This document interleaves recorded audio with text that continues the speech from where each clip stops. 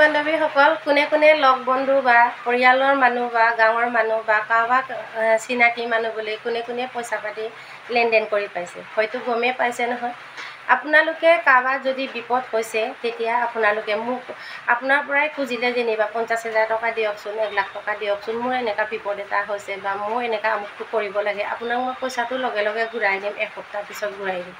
এনেকৈ যদি খুজিবলৈ আহে আপোনালোকে কেতিয়াও পইচা নিদিব। আপুনি গোটেই লাইফটো পস্তি থাকিব লাগিব আৰু সম্পৰ্কীয়টোৰ লগত বেয়া হৈ যাব লাগিব। আপোনালোকে জীৱনত সেইবোৰ কাম নকৰিব। যিটো নেকি আপোনাক বন্ধু বুলি আগতে অহা যোৱা কৰিছিলে বা মৰম চেনেহত আছিলে, এই টকা পইচা লেনদেনত আপোনালোকে একেবাৰে বিচ্ছেদ হৈ যাব। সেইটো কাৰণে টকা পইচা লেনদেনটো বহুত বেয়া। আপোনাৰ যদি লগ বন্ধু বা কাৰোবাৰ যদি বিপদ হৈছে বা কাৰোবাৰ আপোনাৰ চিনাকি মানুহৰ যদি বিপদ হৈছে, আপোনালোকে 1000 বা 2000 দিব পাৰিলে আপোনাৰ কথা, আৰু যিমান পাৰে আপোনালোকে একেবাৰে দি দিব, একেবাৰে সহায় কৰিব। আপুনি যাক নেকি পইচা দিছিলে এই মানুহবিলাকৰ লগত আপুনি একেবাৰে সম্পৰ্কীয়টো বেয়া হ'ব লাগিব। আজি যি হৈছে কাৰো লগত হ'ব নালাগে। আৰু এনেকৈ মানে পইচা দি দি বহুত মানুহে পস্তি আছে, আৰু এনেকৈ মানে কেতিয়াও পইচা দিব নালাগে। যেতিয়া আপুনি পইচা দিব তাৰপাছত তাৰ কেতিয়া অসুবিধা হৈছিলে এই অসুবিধাটো শেষ হৈ যাব, তেতিয়া আপোনাক পাহৰিব। তেতিয়া আপুনিতো পইচাটো এদিন খুজিব যাবই লাগিব, কোনেতো পইচা এৰি দিব নোৱাৰে।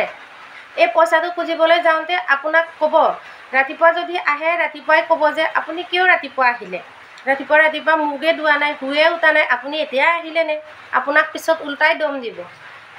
আপোনাৰ যদি কিবা এটা হৈছে তেতিয়া আকৌ এদিন যদি আকৌ আপোনাক ডেট দিলে নহয়, আমুক বাৰে আহিবি বা আমুক তাৰিখে আহিবি বুলি, তেতিয়া যদি আপুনি আকৌ পইচাটো খুজিবলৈ যায় তেতিয়া ক'ব যে মাইকীটো আগত কিয় ক'লে।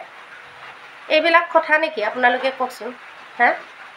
পইচা লৈছে ঘূৰাই দিব লাগে, ইমানেই কথা। কাৰোবাৰ পইচা মানুহে লৈ কিনি কেতিয়াও গিলিব নোৱাৰে। এই পইচাটো গিলিব নোৱাৰি এদিন হ'লেও বমি কৰিব লাগিব। দুনীয়া মানুহে ওচৰ চুবুৰীয়া মানুহে জানিলেই নহয় আমুকৰ পৰা সি টকা পাই থৈছে বুলি, তাক ভাল চকুৰে চাব জানো। কোনোবাই যদি লিংলাং মানুহে বা দালাল মানুহে ভাবে মই আমুকৰ পৰা পইচা খাব পাৰোঁ, মই তামুকৰ পৰা পইচা খাব পাৰোঁ, সিহঁতে এইবিলাক অন্তৰত নানে, মনত নেভাবে মই আমুকৰ পৰা পইচাটো খাই থৈছোঁ বুলি।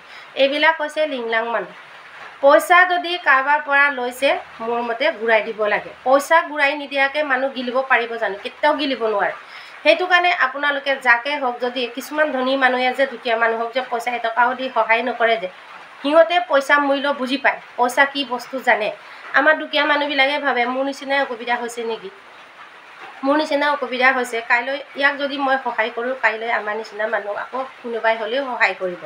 সেইটো ভাবি কিনি দিওঁতে দুখীয়া মানুহে আৰু দুখীয়া হৈ যায়। কাৰণ কেলে নিজৰ হাতত টকা ধনখিনি লোকক দি দিলে গোটেই বছৰ ধৰি আপুনি 5-6 বছৰ দিন ধৰিও আপুনি পইচাটো ওলাব নোৱাৰিলে, সেই পইচাটোতো গ'লেই, তাৰ লগত হজম হ'লে, আপুনিতো ঘূৰাইও নাপালে, আপোনাৰ কামো থাকি গ'ল, পইচাও বৰবাদ হৈ গ'ল, সম্পৰ্কীয়ও বেয়া হৈ গ'ল। হয়নে নহয় গাইজ? সেইটো কাৰণে আপোনালোকে লাইফত মানুহক পইচা লেনদেন নকৰিব আৰু পইচা কেতিয়াও দিব নালাগে। আপোনাৰ যদি দিব পাৰে আপুনি একেবাৰে 1000-2000 টকা একেবাৰে ঘূৰাই নোখোজাকৈ একেবাৰে আপুনি দি দিব। আজিৰ পৰা কেতিয়াও মই ভাবিছোঁ আজিৰ পৰা মই কেতিয়াও মানুহক পইচা লেনদেন নকৰোঁ। মোৰ লগত যি হৈছে কাৰো